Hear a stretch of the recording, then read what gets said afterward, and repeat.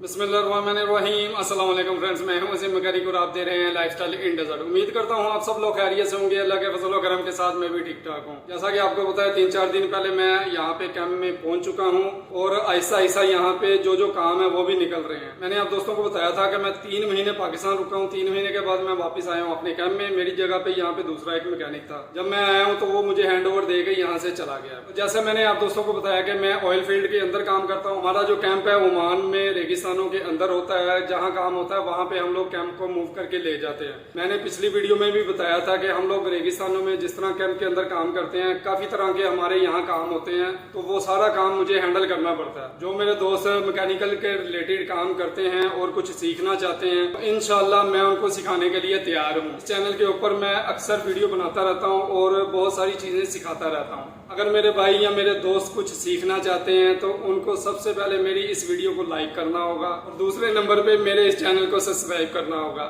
तीसरे नंबर पे हम अपना काम शुरू करेंगे।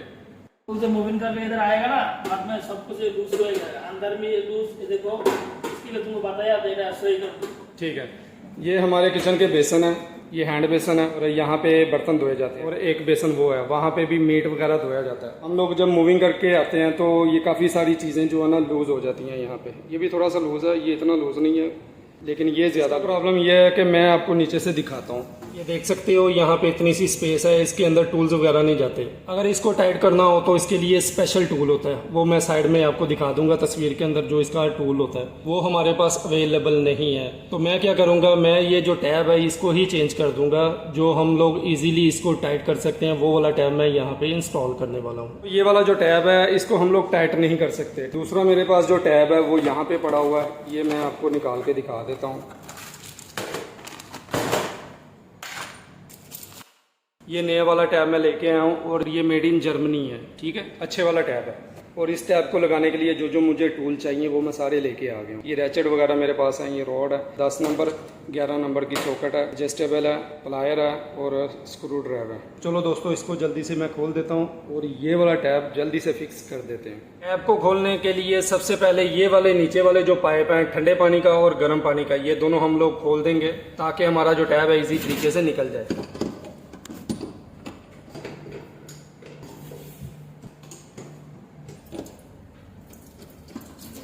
ये वो पानी है जो इसके अंदर था, यहाँ एल एंगल से मैंने बंद किया हुआ पानी। ये मेन सप्लाई है, ये बंद है। और ये वाला पाइप भी खोल देंगे, ये भी एल एंगल मैंने बंद किया हुआ है। इसका जो टैप का मेन नट है वो लूज हुआ पड़ा है, देख सकते हो। मैं हाथ की मदद से इसको खोल रहा हूँ, मतलब ये लूज है।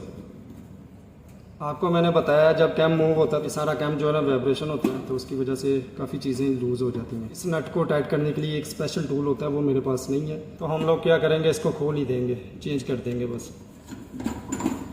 नट मैंने निकाल दिया बाहर और टैप को ऊपर निकाल देंगे।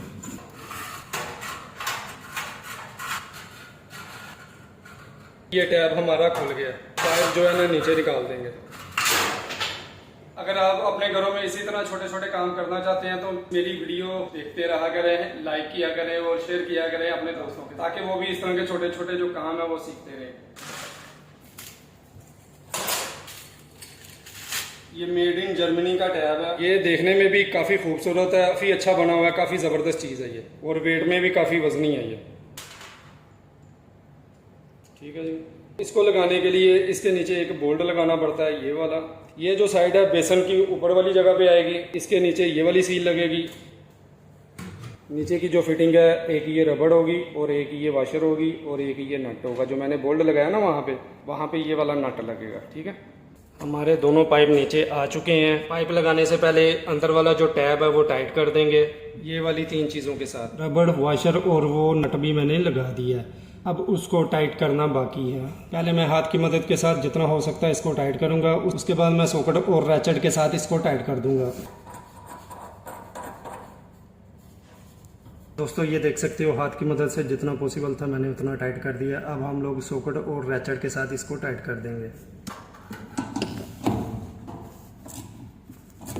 देख सकते हो सॉकेट की मदद से हम लोगों ने इसको टाइट कर दिया। सॉकेट की मदद से टैप का जो नट है वो टाइट हो चुका है। अब हम लोग इसके पाइप के कनेक्शन है वो करेंगे और ऊपर वाली फिटिंग करेंगे। पाइप हमारे दोनों टाइट हो गए हैं, इसका जो पानी है वो खोल देंगे। दोनों एल एंगल से मैंने पानी का कनेक्शन जो है खोल दिया है ताकि हमें दोबारा नीचे ना आना पड़े। नीचे का हमारा काम ख़त्म हो गया। तो ये ऊपर वाला एक पाइप रह गया, इसका भी कनेक्शन कर देंगे, फिर हमारा काम जो है ख़त्म हो जाएगा। ये पाइप लगाने से पहले भी आपने इस चीज़ का ख्याल करना है कि इसके अंदर ओ रिंग होते हैं, ठीक है, ये लाजमी होने चाहिए। ये ब्लैक वाले, ये वाइट वाला जो ओ रिंग है ये इसको मूव करवाता है। आप इसको टाइट कर भी देंगे फिर भी ये मूव करेगा। तो अब हम लोग इसको लगा देंगे इस तरह करके, इसको एडजस्टेबल की मदद से टाइट कर देंगे।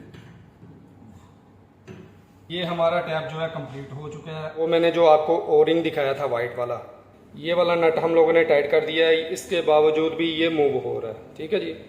उसका काम यही होता है। अब हम लोग इसका पानी खोल के चेक कर लेते हैं, ठीक है जी। ये ठंडे पानी का कनेक्शन, ये गर्म पानी का कनेक्शन, ठीक है जी। गर्म पानी भी आ रहा है और ठंडा पानी भी आ रहा है। अल्हम्दुलिल्लाह हमारा जो काम है कंप्लीट हो गया। मैं उम्मीद करता हूँ ये जो हम लोगों ने काम किया है आप दोस्तों को इस चीज़ की समझ आ गई होगी कि ये वाला टैब आप अपने घर में किस तरह इजीली तरीके से चेंज कर सकते हैं। तो आज की वीडियो यहाँ तक के लिए। उम्मीद करता हूँ आप दोस्तों को वीडियो अच्छी लगी होगी, और अगर वीडियो अच्छी लगी है तो लाइक शेयर सब्सक्राइब कर दीजिएगा मेरे इस चैनल को। फिर मिलेंगे नेक्स्ट किसी वीडियो में, तब तक के लिए अल्लाह हाफिज।